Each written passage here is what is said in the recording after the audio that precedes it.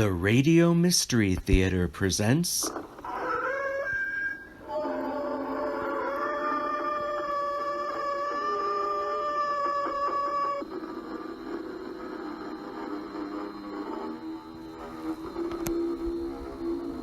Come in.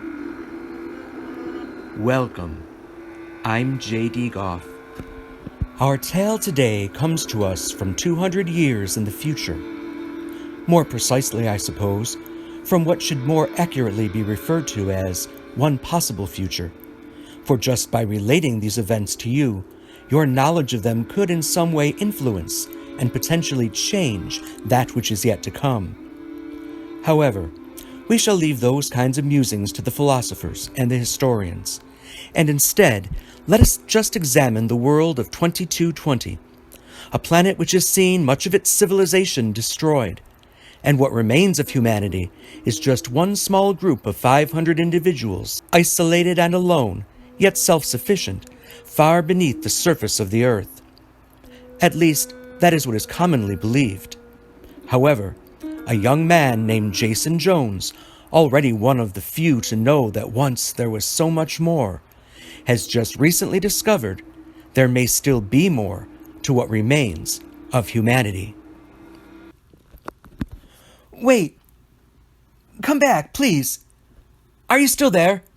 Can you hear me? Tell me again who you are, where you are, please. I didn't imagine you. I'm not crazy. Maybe this is just a test of some kind.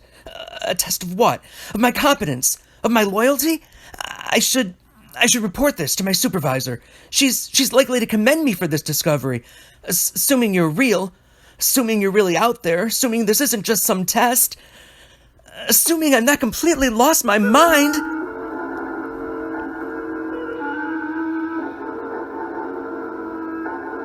Our mystery drama, The World Outside, is adapted from a short story written by Treya Goff and stars Kristen Goff, Lacey Goff, and Jim Goff. I'll be back shortly with Act 1. There is an old adage: one cannot miss what one has never had, what one has never actually experienced for oneself. Well, don't try to tell that to Jason Jones, for he has longed for that which he has never experienced, for what he has understood that he would never be able to experience. For over 7 years in his life now, ever since some old truths were revealed on his 13th birthday. In Jason's world, a rather dark place, a rather monotonous place, there are relatively few avenues of pleasurable escape from the daily routine. However, young Jason has one that all residents of his community lack, and he has always treasured it as a blessing. However, due to recent events, he is coming to view it more like a curse. I used to love the sunshine. I used to love the way it would illuminate a clear blue sky, with the shining rays filtering through the bright leaves of a white birch tree. I used to love imagining how the sunshine would feel on my skin, on my face. I loved simply staring up at that sky, at the brilliant greens and the leaves of strong, majestic trees, at the myriad changing shapes of the puffy, lazy clouds that sometimes drifted by. But lately all I feel is frustration. Now, I hate the sunshine. No, that's not the truth. The truth is, I resent it. I resent the fact that I live in a world without it. I live in a world with skies of gray steel that hover overhead as far as the eye can see, and the only sunshine I've ever experienced comes from the ubiquitous sunlaps in my community. Funny thing is, for the first 13 years of my life, I didn't think anything of it. I never thought anything about anything, really. I remember hearing that saying, ignorance is bliss, and never really understood it fully until my parents sat me down to have the talk. It was on my 13th birthday, and my father and mother, mostly my father, explained to me how there's more to our world than what I knew, than what most of our society of 500 human beings in a man-made sanctuary a mile beneath the surface of our planet knew. Once, human beings lived on the surface of the world. There were more people than my mind can even now wrap itself around, in a civilization that spanned the surface of the globe. All that ended long ago, of course, and it's outlined briefly in the science manuals we all study in school. Human short-sightedness poisoned the environment to the extent that it could no longer support human life. There's some pictures in school books that detail the devastation, but there are no pictures of the beauty that once existed. I'd heard it discussed in hushed whispers, as knowledge of what came before is mostly suppressed and forbidden, but I couldn't really imagine it or even believe it. But then, when I turned 13 years old, my father sat me down and told me that I was old enough to hear some knowledge that had been passed down to him from his father and his father before him. He told me about the earth that humans once inhabited, about mountains and rivers, forests and oceans, and so much more. And then he gave me a device that his father had invented. It was a flexible strap that could be wrapped around one's head, covering the face and ears. I was a little nervous about it at first, especially because it was like being blindfolded. I couldn't see anything, I couldn't hear anything, until my father switched the device on, and then I could see everything. He called the device a projector, and indeed it projected images of the way things on Earth used to be. Through it, I could see the blueness of a sky, the colorful trees and flowers and landscapes, the many birds and animals, even insects, and something else, a brilliance that it hurt to gaze at, a blazing yellowish ball in the sky that radiated light in a way that, once I saw it, made all the sun lamps in my community seem like dull imitations. And there were sounds, birds and other animals, wind whistling through tall grasses, waves lapping against sandy shores, sights and sounds that worked their way into the very core of my being. I had never known such things existed. But really, even after learning everything I believed before was a lie, that so much had been kept from me, I eventually grew to be okay with it. After all, what was there for me to do with the information anyway? I processed it, I assimilated it, and I went on with my life, willingly fulfilling my expected roles in our society. After a while, it made me feel more grown up, knowing what only some adults knew. According to my parents, not very many at all. In fact, I was warned not to share the knowledge with anyone, not to speak of the things that once were, as it could be dangerous to do so. However, my father made me promise that if I were ever to have a child someday, I would pass the knowledge on so that it might survive this view of the past that could never be again. At first, I was sad that I couldn't share this wonderful insight into the past of humanity, but I was glad to have the projector, this amazing bit of technology that showed me the wonder of the Grand Canyon, the majesty of Niagara Falls, the indescribable vista of a tropical rainforest teeming with unimaginable life, even just the simple beauty of a nameless, nondescript park on a sunny summer day. It was a pleasant reminder of what once was, something extra, a bonus for my life, an occasional escape from the monotony of daily living. And the way of my life continued uneventfully for years, as I completed my educational requirements and performed admirably. I was never in danger, as some of my peers were, of coming up short and being removed from society. I was intelligent, efficient, and dependable. Like my father, I showed an aptitude for computer technologies, for working with machines. I was assigned as a trainee in a prestigious area of electronic communications and security. But then, about a month ago, something happened that once again changed my worldview. Something as unbelievable and life-changing as that talk my parents had with me on my 13th birthday. On that day, everything became different. On that day, I discovered something that changed my view of reality and led me to this point, to a decision that's now going to change my life forever.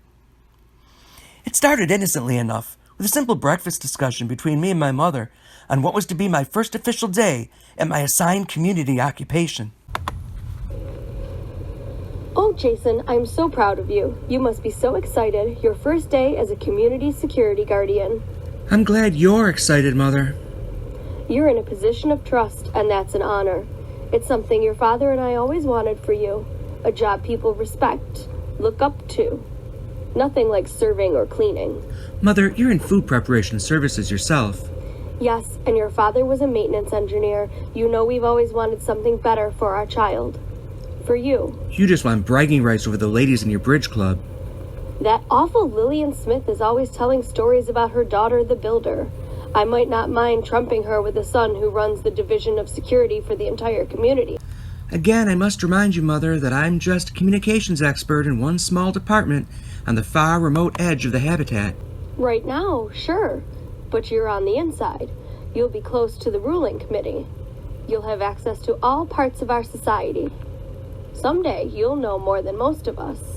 I already know more than many people do. Oh, Jason, please. Not this again. You know that I really wanted to work in the hydroponic gardens, to touch the plants as they grow, to be able to know at least a tiny part of the way things used to be when there were plants and flowers and trees. See, that's exactly why any discussion about anything concerning what used to be has been suppressed. You can't care so much about things you can't have. I never knew about anyone else who knew until your father was chosen to be my mate. I've met a few others who know, at least parts of it. Lots of people speculate that there were once things different than the way they are now. You'd be surprised what some people know, or at least think they know, about the outside world, the surface of the planet that we left behind. I know I can't change anything or do anything about it, but it bothers me sometimes to think how our world is so much less than it used to be. And that's exactly why I always told your father that he never should have told you all those things. What we learn in school, that's enough. More than enough, really. I've always wished your father had never shared all that he knew with me. I was against telling you. I fought your father on this. Yes, I know, Mother. You shared this with me before. Father won the argument. And I'm glad he did. I'd rather know than not know. But there's no point in knowing. No point in dwelling, as you have over the years. But you'd stopped dwelling for a while, or at least I thought you'd stopped. I'm not dwelling. I just like to think about it. This new job, I know I can't fight it, and I know I'll probably get used to it, but it's just not what I really want. Jason, I don't understand why you are so unwilling to accept the fact that things are what they are. Accept your place, your role. You'll be much happier, I promise. Happier? How can I be happier when I can't be free to do what I want to do, to be what I want to be? We've had this conversation so many times before, son. Too many times. You're 20 years old, you're starting a career, and very soon you'll be eligible to apply for a spouse. If you're lucky, you'll even be chosen to create a child. You say these things as though they're perfectly normal. I know, Mother, to you they are, but I know that there are other ways. The old ways. Son, you spend too much time thinking about things that, well... What, Mother? That just might lead to madness. Or death. My mother had every right to feel so strongly, and honestly, I really wanted to just move forward and take my place in my society. Despite the fact that I get lost in thoughts about forbidden things sometimes, I'm really a rule follower. Always have been. I boarded the tube at the end of the street and rode it all the way down to the western outpost. It was nothing new, the ride, as I've been training there for months. But today was going to be different, and I knew what to expect, and I was trying. I was really trying very hard, trying with all my heart to look at it positively. I arrived at the office of my trainer, Assistant Chief Lawrence. She'd been working directly with me during my pre-training, supervising my studies in the myriad specifics of the technologies which kept watch over nearly every aspect of our community. The chief was a no-nonsense type of woman, and she and I traveled for a while in companionable silence. And then finally, she spoke to me. Jason, I never told you this during your training, but when you were first recommended for this position, I spoke in opposition to the selection. Does that surprise you? Well, yes, in fact it does. You've been completely supportive and fair throughout my entire training process. I never once thought otherwise. That's because I'm not the kind of person who allows emotion to fly in the face of logic. Your intelligence, your aptitude with electronics and machinery, that's something our sanctuary needs desperately, second only to strong leadership. Then why did you oppose my selection? When reading through your records, especially your psychological testing, you exhibit a strong tendency towards imagination over logic. You struck me as a dreamer, and frankly, dreamers are better suited towards architecture and agriculture as opposed to security. I see, but then why didn't you bring your reservation to the ruling council? Because I had no evidence that you wouldn't be able to perform your duties. so I decided to wait. And well, I just want to say that I am pleased with your performance. I think you're going to be a fine technical security officer. Maybe you'll even rise to chief someday. Thank you, Chief. That means a lot to me. I promise, I'll do my very best. That's all that can be expected of any citizen. Keep yourself focused on your duties. Always act for the good of the sanctuary and you'll do just fine. Well, Mr. Smith, we're here. Security Outpost Zeta 3. We exited the tram and walked down the long corridor, ending at a door, through which we walked and entered a small room which looked very much like the one I've been training in the past several weeks. The chief reminded me I'd have to man the station for the next 8 hours, after which time my relief would come, and then I could head back home. I thanked her, and she left me there alone in that small room, with 4 walls of screens, of levers and buttons, all of which I had become acquainted with during my training. Outpost Zeta 3 was at the far edge of the community, and my job was to monitor communications, both human and machine, for a wide variety of purposes. And while it was not extremely difficult, I still felt the weight of the responsibility. It was during the last hour of my shift that it happened, the event that changed the very fabric of my existence. I was monitoring a communications from the Theta sector regarding the shipment of nutritional supplements when an indicator light began blinking yellow, a sign that someone was trying to get a message through. However, this message had no official registration number. More than that, the communication frequency was not an authorized signal. Now, in such instances, I knew I was supposed to notify the outpost supervisor, but I didn't want to look foolish if this wasn't a real emergency, and at the moment, I didn't know what it was.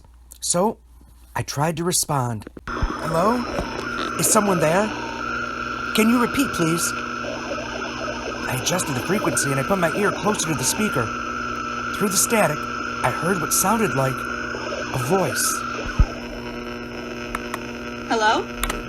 Can you hear me? I can hear you. Who are you? What are you doing on this frequency? You can hear me? Oh my gosh. Can't believe I've finally gotten through to someone. Who am I speaking to? This is Security Monitor Jason Smith. Who is this? Hello, Jason. My name is Eve. Okay, well, Eve, this is an official community security channel. However, I can't triangulate your position. Where are you translating from? What is the purpose of this communication? Well, Jason, I've been trying to reach you. To reach someone, anyone in your community. As for where I am, well, from your perspective, you would say that I'm outside.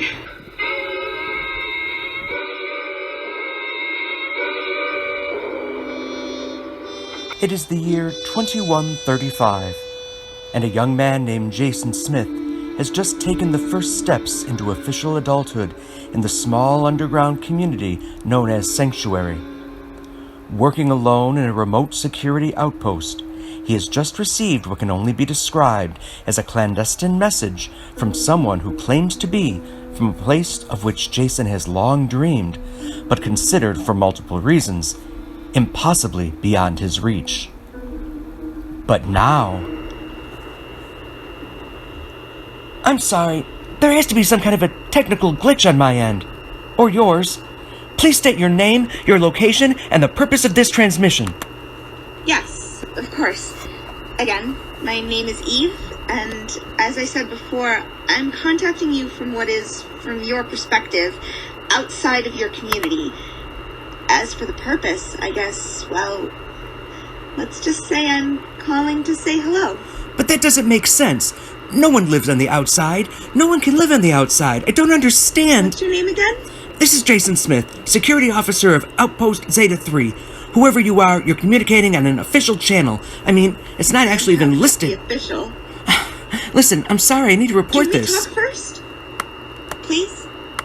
I just discovered this place and I find it fascinating. Ever since I first heard rumors of it years ago, I've been studying these dials and buttons and controls for days, and I finally figured out how to send a signal. I just can't believe you're real. Do you really live there? Inside the mountain? Inside the what? The mountain. Mount Mitchell. It's where the sealed passage beyond this room I'm in must lead. It was at that moment, when an icy chill ran through me, I knew that I should have immediately terminated the communication link and filed a report with my immediate supervisor, or terminate the link and say nothing. Terminate the link because nothing about this was making sense. I still believe, even after all that's happened, anyone else would have ended the communication at that point, but there was something about her voice, the things she was saying, so I continued to engage her. Listen, I don't know if this is some kind of an exercise or a drill or a test or whatever, but it's certainly common knowledge that Sanctuary, or as it's known officially, the last sanctuary of humanity, we exist 1/4 of a mile beneath the surface of the now uninhabitable planet Earth. And there is no life on the surface because... Of course there's life on the surface. Is that really harder to believe than being told there's life inside a mountain? Because up until right now, I really thought I was wasting my time on some impossible story. Are you claiming that you are outside right now? With blue sky and sunshine over your head right now? No. Actually, at this moment, there is a considerable amount of metal and rock above my head. I think this small room must be some kind of antechamber. There's a huge sealed hatch just off this room, and it must lead... I'm really not supposed to be here. My village has strict rules about this area being off limits. If I were caught here, I'd be in a lot of trouble. Then why are you here? I was curious. All the stories I've heard about humans that live inside the mountain, I just wanted to find out for myself, you know? I can't believe this. How can this be true? The outside is toxic. No humans could live there. No one could survive. What am I? A ghost? A monster? A figment of your imagination, maybe? I don't know what or who you are. Tell me exactly who you are, where you are, please. I'm sorry. I have to go. Like I said, I should never have come here. I could be in so much trouble. I've enjoyed our conversation. Goodbye, Jason. Wait, come back, please. Are you still there? Can you hear me? Tell me again who you are, where you are. Please, I didn't imagine you. I'm not crazy. Maybe this is a test of some kind. A test of what? Of my competence? Of my loyalty? I should report this to the supervisor. She's likely to commend me for this discovery, assuming you're real. Assuming you're really out there. Assuming this isn't just some test. Assuming I've not completely lost my mind.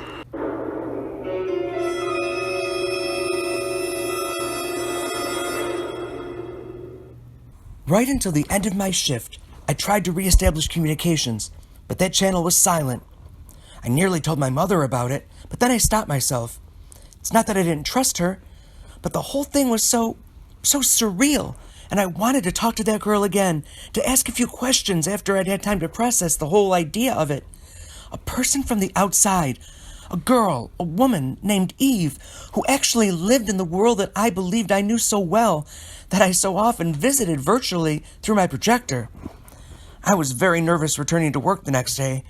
On my next shift, I waited for a while, and then later tried sending out signals on the same channel, on which we'd been communicating, but there was no response. 2 weeks passed, and I received no more messages on that obscure channel. I was a little haunted by the thoughts of a mysterious person claiming to be living in the outside world, but I really was too busy to do any real daydreaming about anything. Not that the job itself required much thought or even effort. Watching colored lights and pressing buttons when they required pressing, occasionally relaying messages throughout the sectors, was something anyone really could have been trained to do. However, studying the science behind all the machines that were in operation here, well, that was something else entirely. I wanted to learn about all the sophisticated operations, and I spent all my time doing so. And then, when I really was ready to just chalk it all up to my imagination, she was back. I wanted to be cautious, but I was so excited to hear from her.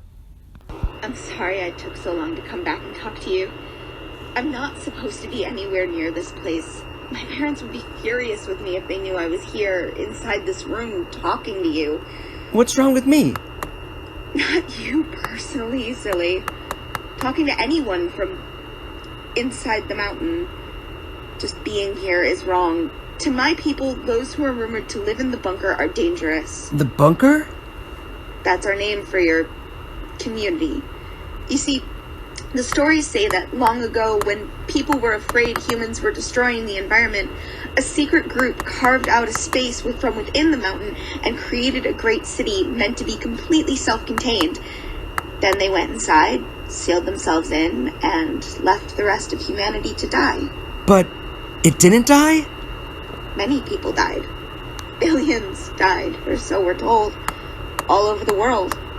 But then, some, like those who founded my village, lived and started over. Most technology was lost, and over time, the Earth was restored. You live in a world of blue skies and sunshine? Well, it does tend to rain from time to time. Rain? Water. From the sky. I imagine there's not really any kind of weather there inside the mountain. There's not much of anything of any kind. What's it like to watch a sunrise or sunset? Oh, Jason, I especially love sunsets. You can't imagine what a beautiful sight it is to watch the setting sun spill an ocean of color on the horizon. Actually... And then I hesitated. My paranoia suddenly started wondering if this was a trap. I told her about my father, about the projector he gave us, that forbidden device that allows me to see all the beautiful majesty of what used to be the natural world outside. Then again, because I wanted to maintain this connection to her, I told her everything. All my father told me.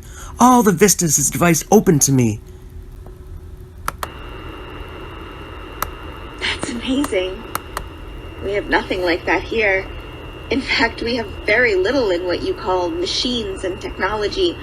I've heard stories about long ago, and of course, the wonders inside this room which allow me to speak with you. Well, you don't need anything like my projector. You've got the real thing. Still, I would love to see such an amazing device, and I'd love to show you what the real world looks like. Yes, that would be... Well, it's probably best not to talk about things like that. Like meeting. I mean, I'm having a hard enough time already using the projector and seeing all those things that I now know are really there. Still there. Thinking about it just makes those images seem so hollow now. I'm sorry, Jason.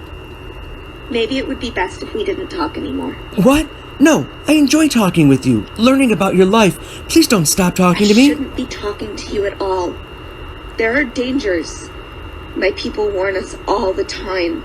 As I've said, if anyone knew I was communicating with you, I don't know what would happen. I don't want you to be in trouble, but I don't want this conversation to end. I have to stop for now. I have to get back home, but I'll be back, Jason. I really enjoy talking to you, too. I promise I'll be back soon. There's so much more I want to tell you. After that last conversation, Eve and I talked for several days in a row.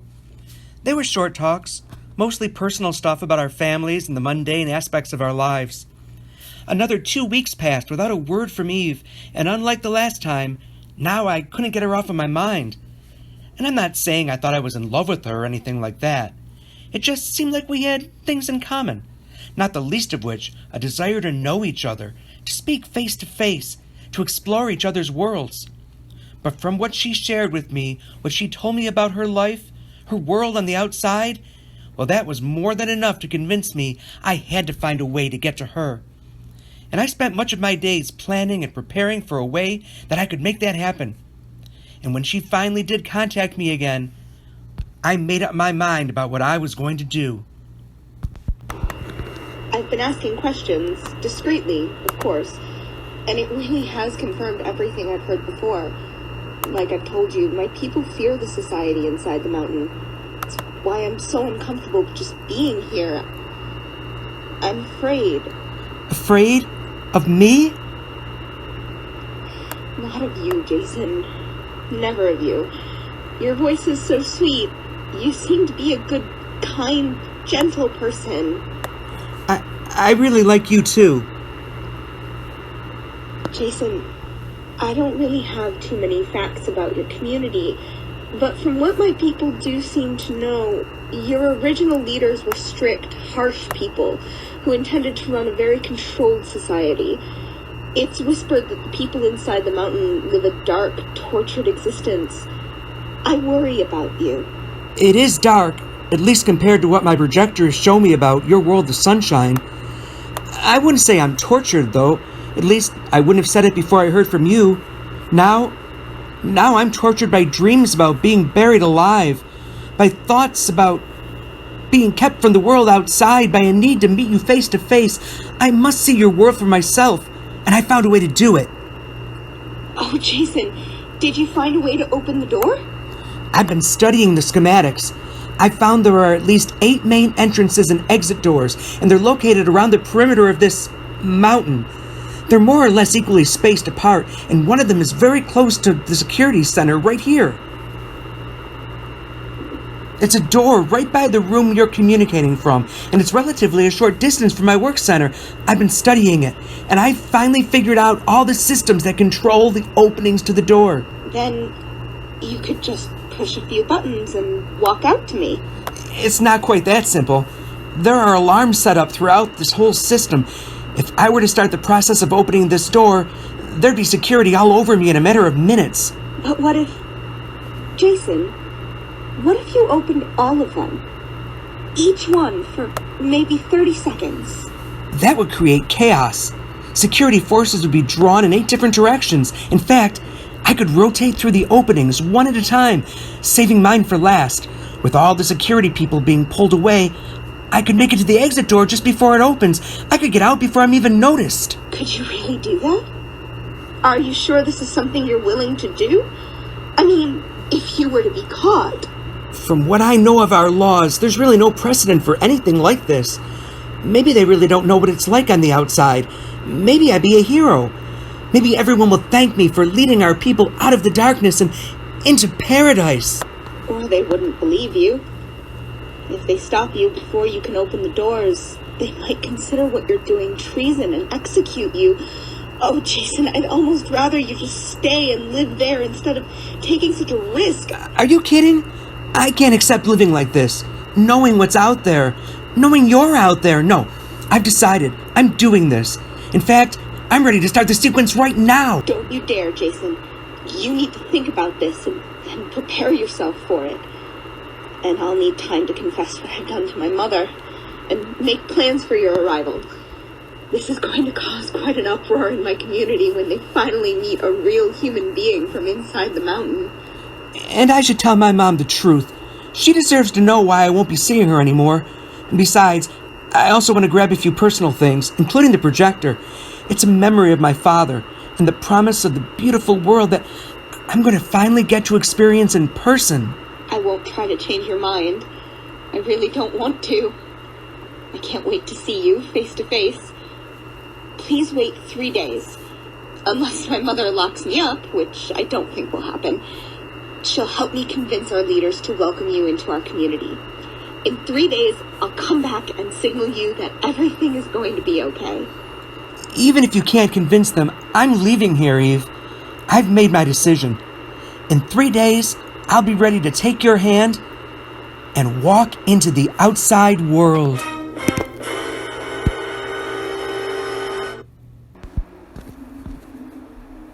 Having tasted forbidden fruit, young Jason has a strong yearning for paradise. And does this paradise world, for which he has both lamented and yearned, truly exist? And is anything worth paying as a price for finding out? Perhaps. After all, a young man succumbing to the temptation of a young lady long ago is said to have cast humanity out of paradise. But that's another story. The question on the table in our tale is, will our friend Jason wind up jumping out of the frying pan and into the fire? So that's the story, Mother.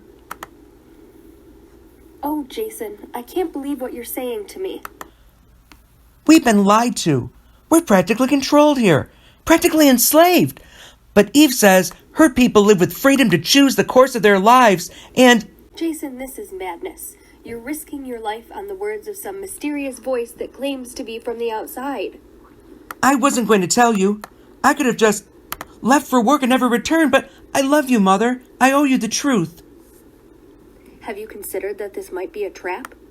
What if it's a test of your loyalty? What if your superiors are behind this voice from the outside? It's possible, you know. It is possible, I suppose, but I don't think so. I've become quite familiar with the communications and security systems, and everything indicates that Eve's voice is coming from a place outside our community. I believe she's calling me from a beautiful, vibrant world outside, and I'm going to see that world for myself. When do you plan to leave? In 3 days. Eve needs time to make preparations with her community to receive me. I need time to plan all the technical details that will help me to get safely out of here without anybody else getting hurt. You've already hurt me, Jason. How can I let you do this? How can you stop me? Unless you plan on turning me in. I would never report you, Jason. I didn't report your father either, although there were times when I considered it. Now I almost wish I would have, and you wouldn't have developed this obsession for... Please, Mother, understand what I'm doing. It's right. Please believe me. Fine. If you think you can do this, I won't try and stop you. I only want what's best for you, and I won't keep you from this path you've chosen. Just remember me, Jason. And remember that I love you very much.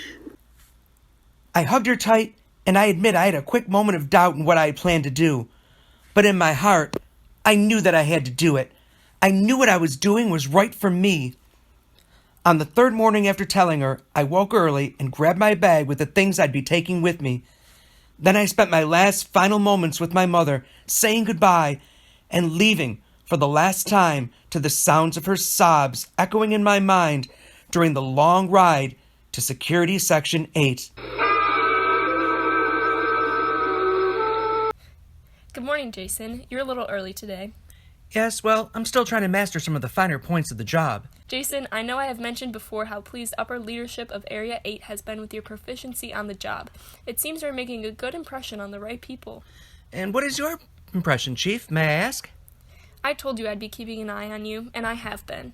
You're always on time. You have yet to had a situation come your way that hasn't been handled with the utmost proficiency. So you don't have any more doubts about me?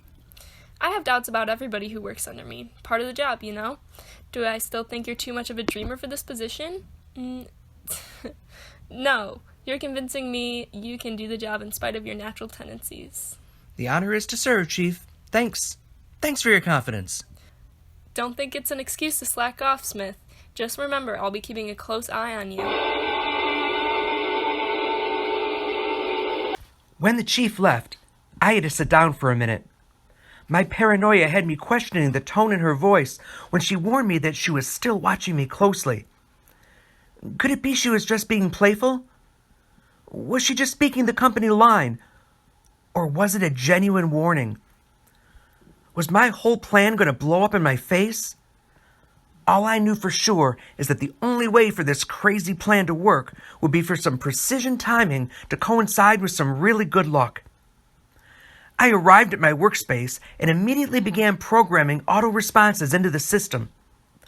I had been studying the security boards and planning my programming over the past couple of days, but my hands still shook as I worked through setting up the plan. I arranged for a series of cascading emergency signals, randomized, to open each of the other 7 exit doors one at a time. There would be chaos, and in that chaos, I'd make my escape. Midway through my shift, I got the signal from Eve. It was just a series of flashing lights, and I was supposed to just send back the same series, but I had to hear her voice. If you're there, please respond with audio. Jason? I thought we weren't going to... Oh. Have you changed your mind? Oh no, I'm prepared. It's all set. Just waiting for me to trigger the first door. Jason, you are so brave to be doing this. Brave? To be honest, I'm more nervous than I've ever been in my life. I keep waiting for the chief or someone to walk in and arrest me, to bring this all to a screeching halt. It will all be over soon, Jason. And, well, I told my parents, and, well, they were not happy about what I've been doing behind their backs. They said they weren't about to turn away a refugee from the bunker, and you'll be able to stay with us as long as you like. I'm going to wait until an hour before my shift ends, which is about 3 hours from now. Unless I can't wait any longer and I just hit the button before then. Be smart, Jason. And be safe. You've been inside for so long now. You can hold out a few hours more. See you soon. Those last few hours seemed like the longest hours of my life. And then the moment came, and I did not hesitate. My hand was rock steady as I entered the final commands. At once, my security board lit up with an alert about a classified security breach in first one section and then another. I was getting incoming messages about first deployment and then redeployment of various security response personnel, and I pressed buttons and answered messages until the moment when I had to grab my bag and head to the exit door. I was hoping by then, with so many alarms coming in from so many different places, that no one was going to stand between me and that door once it finally cracked open. By now, many people were around me on the move, responding to various reports that were flooding in from other sectors. I could mix in with them, and my own frantic movements and expressions fit right in. But then, I had to break off down the long corridor that was off limits to all but those with higher security clearances than mine. And that's when I heard the voice call out to me. Jason Smith, what are you doing here? Why have you abandoned your station? Sorry, Chief, no time. I have to stop a security breach. This area is off limits. I have a crew with me to secure this area. Stop. Why are you running? Smith!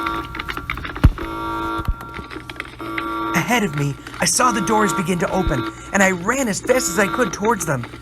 My timing had been perfect, because in 10 seconds, the inner doors would open. There'd be a short tunnel, and at the other end, 5 seconds later, the outer doors would open. The others had joined the chief, but I was ahead of all of them as the inner doors parted right on time. I sprinted through them into the tunnel, exhilarated at the prospect of what awaited me, when I saw people running towards me, from the door to the outside. At first, I thought somehow they were our own security guardsmen who had somehow set me up in a trap. But then they ran past me, not even looking at me, and then running right through the chief and the others, hitting them hard and continuing down the tunnel and through the inner doors. Hello, Jason. Eve, what's going on? What is this? What have you done? What had to be done? My people, all of us, live on a cold, dead planet, breathing poisonous air, scraping and clawing to make it through one miserable day after another, while you and your friends are warm, safe, and happy, all tucked up cozy in your private little paradise. You tricked me. You lied to me. We found the anterooms quite a while ago. We studied the technologies there. There had been rumors that long ago a small group of selfish humans built a bunker in the mountain to escape the ruin of their world, leaving the rest of humanity to slowly die off. But we couldn't get inside. Finally, I contacted you, and a plan was construed to get us all inside. And now, the plan has been successfully executed. The outer doors. I arranged for them all to open as decoys. You had outsiders waiting at all of them, didn't you? Led by ones like me who studied and understood the way your technologies operate. We're taking over, Jason. But why? I am sorry, Jason. Goodbye. And then, just like that, she was gone. And I was alone.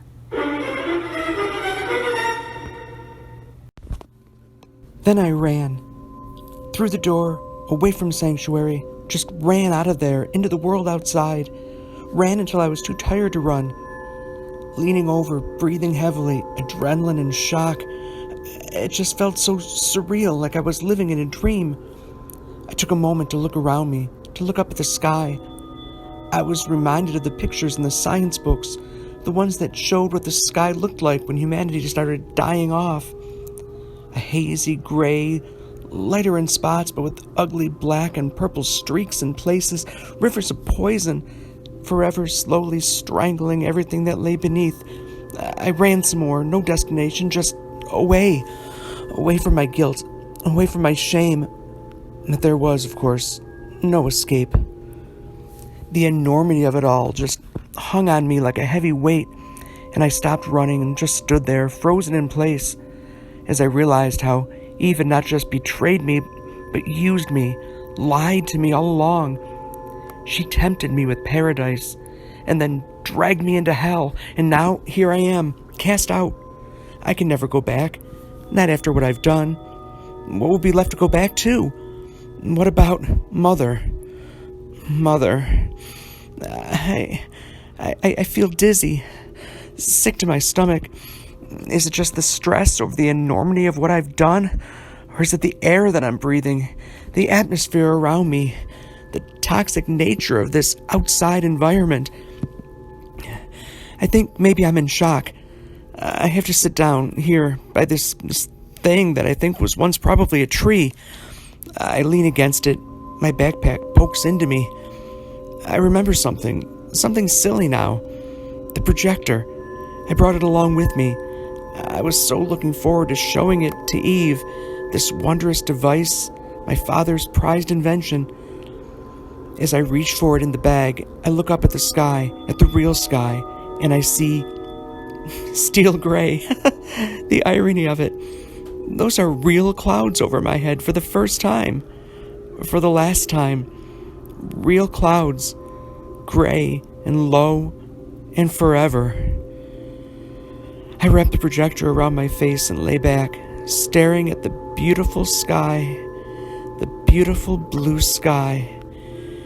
The sun is shining, and there are birds, and they're singing, and it's all so beautiful. The sky, it's just so beautiful. So beautiful. So beautiful.